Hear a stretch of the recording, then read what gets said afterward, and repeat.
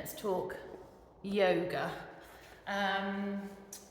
So for starters, there's this idea in the West that you need to be flexible to do yoga, and actually the greatest pride from the teacher comes when they see people improve their flexibility. So don't worry about it if you're not flexible.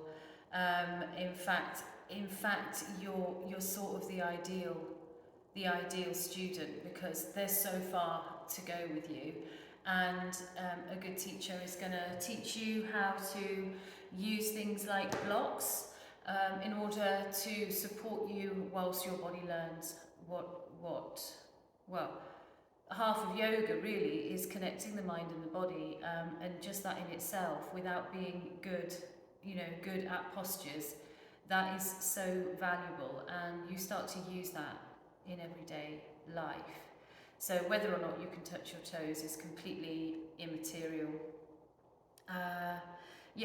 Equipment, blocks, great. Beginners classes, have a couple of blocks. These ones are really hard.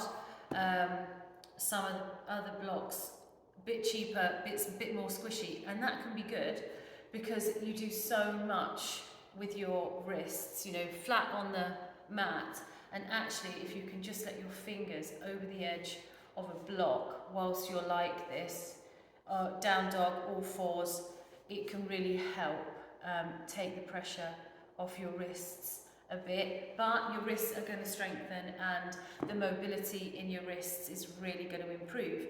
Your everything is going to strengthen, your everything is going to improve.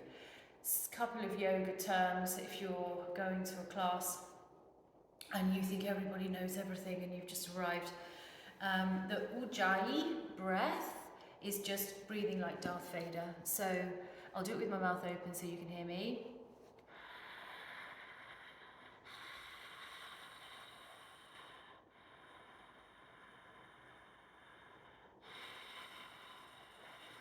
All I've done there is put a restriction in the back of the throat, and the Ujjayi breath, you do it with the mouth closed.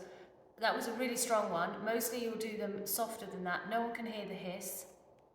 With your mouth closed, you can hear it in your own ears, but no one can hear the hiss really, unless you're really working in a power class and you're working with the breath, and then everyone's like, but they're slowing the breath right down, so that one movement, just bringing your arms up, can be a whole breath, and the next can be a whole exhale. Ujjayi breath. Another term. Hang on a minute. I feel like pausing, but I'm going to lose you if I pause. Okay, I'll think of the other term in a minute. It'll come back to me. So you think you can't sit cross-legged? Loads of people can't sit cross-legged.